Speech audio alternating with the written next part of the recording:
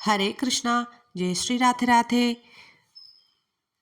നമുക്കിന്ന് ഹരേ രാമ മന്ത്രത്തിൻ്റെ അർത്ഥം എന്താണെന്ന് നോക്കാം. ഈ മന്ത്രത്തെക്കുറിച്ച് പറയുമ്പോൾ തന്നെ ശ്രീല പ്രഭുപാദനെയാണ് ഓർമ്മ വരുന്നത്. ആ ഗുരുപാദങ്ങളെ നമസ്കരിച്ചുകൊണ്ട് നമുക്ക് തുടങ്ങാം. ആർക്കും ഏതു സമയത്തും ചൊല്ലാവുന്ന മന്ത്രമാണ് ഹരേ രാമ മന്ത്രം. മന്ത്രങ്ങളിലെ രാജാവ് എന്നാണ് ഈ മന്ത്രത്തെ അറിയപ്പെടുന്നത്. നിങ്ങളെല്ലാവരും ജപിക്കാറുണ്ടോ? വീട്ടിൽ ജപമാല ഉണ്ടോ എല്ലാവരുടെയും കയ്യിൽ? 108 മണികളല്ല. ഞാൻ ജപിക്കാറുണ്ട്. എല്ലാ ദിവസവും ഒരു മാലയെങ്കിലും ജപിക്കാറുണ്ട്.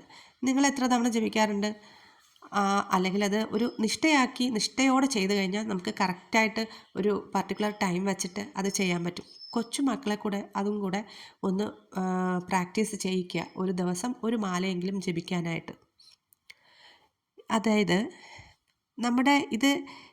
ഈ മന്ത്രം എപ്പോഴും ചൊല്ലുന്നത് വഴി കലികാലത്തിൽ നമ്മുടെ ഉള്ളിലുള്ള എല്ലാ അനർത്ഥങ്ങളും മാറിക്കിട്ടുമെന്നാണ് പറയുന്നത്.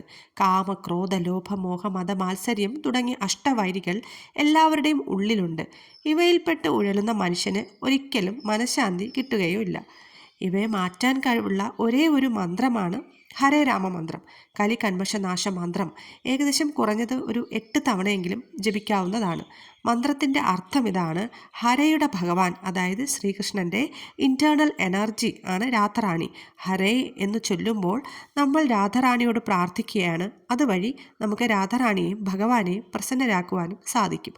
ഹ എന്നാൽ ഹരിയും, രാ എന്നാൽ രാധാറാണിയും ആണ്. കൃഷ്ണൻ്റെ രാമൻ്റെ അർത്ഥം നമുക്ക് എന്താണെന്നറിയാമല്ലോ. ഹരേ രാമ രാമ രാമ ഹരേ ഹരേ, ഹരേ കൃഷ്ണ കൃഷ്ണ കൃഷ്ണ കൃഷ്ണ ഹരേ ഹരേ. രാധേ രാധേ.